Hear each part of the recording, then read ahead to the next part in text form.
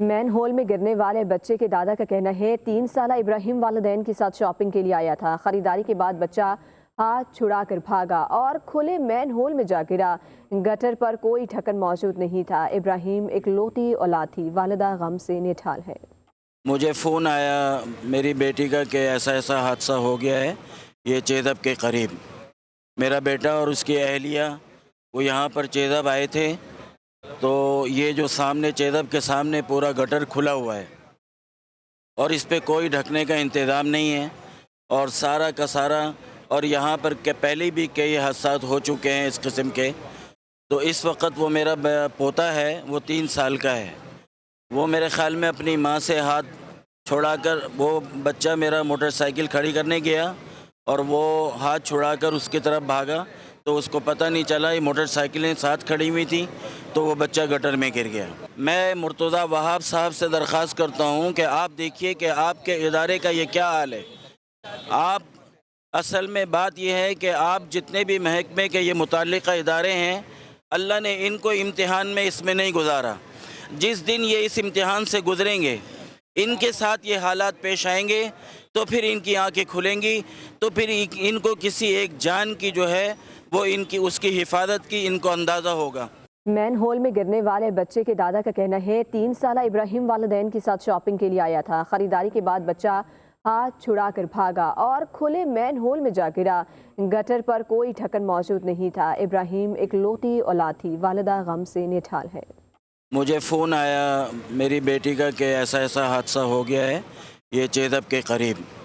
میرا بیٹا اور اس کی اہلیہ وہ یہاں پر چیدب آئے تھے، تو یہ جو سامنے چیدب کے سامنے پورا گٹر کھلا ہوا ہے اور اس پہ کوئی ڈھکنے کا انتظام نہیں ہے، اور سارا کا سارا، اور یہاں پر پہلے بھی کئی حادثات ہو چکے ہیں اس قسم کے۔ تو اس وقت وہ میرا پوتا ہے، وہ 3 سال کا ہے، وہ میرے خیال میں اپنی ماں سے ہاتھ چھڑا کر، وہ بچہ میرا موٹر سائیکل کھڑی کرنے گیا اور وہ ہاتھ چھڑا کر اس کی طرف بھاگا، تو اس کو پتہ نہیں چلا یہ موٹر سائیکلیں ساتھ کھڑی ہوئی تھیں، تو وہ بچہ گٹر میں گر گیا۔ میں مرتضیٰ وہاب صاحب سے درخواست کرتا ہوں کہ آپ دیکھیے کہ آپ کے ادارے کا یہ کیا حال ہے۔ آپ اصل میں بات یہ ہے کہ آپ جتنے بھی محکمے کے یہ متعلقہ ادارے ہیں، اللہ نے ان کو امتحان میں اس میں نہیں گزارا۔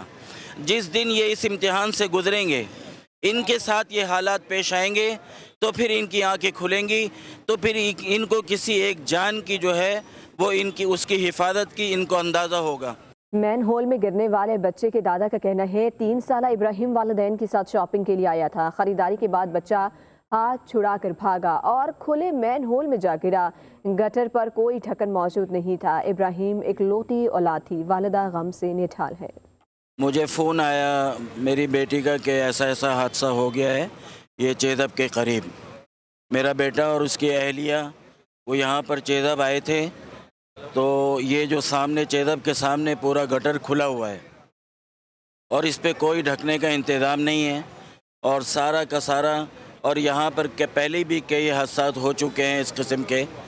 تو اس وقت وہ میرا پوتا ہے، وہ 3 سال کا ہے، وہ میرے خیال میں اپنی ماں سے ہاتھ چھڑا کر، وہ بچہ میرا موٹر سائیکل کھڑی کرنے گیا اور وہ ہاتھ چھڑا کر اس کی طرف بھاگا، تو اس کو پتہ نہیں چلا یہ موٹر سائیکلیں ساتھ کھڑی ہوئی تھیں، تو وہ بچہ گٹر میں گر گیا۔ میں مرتضیٰ وہاب صاحب سے درخواست کرتا ہوں کہ آپ دیکھیے کہ آپ کے ادارے کا یہ کیا حال ہے۔ آپ اصل میں بات یہ ہے کہ آپ جتنے بھی محکمے کے یہ متعلقہ ادارے ہیں، اللہ نے ان کو امتحان میں اس میں نہیں گزارا۔ جس دن یہ اس امتحان سے گزریں گے، ان کے ساتھ یہ حالات پیش آئیں گے، تو پھر ان کی آنکھیں کھلیں گی، تو پھر ان کو کسی ایک جان کی جو ہے وہ ان کی اس کی حفاظت کی ان کو اندازہ ہوگا۔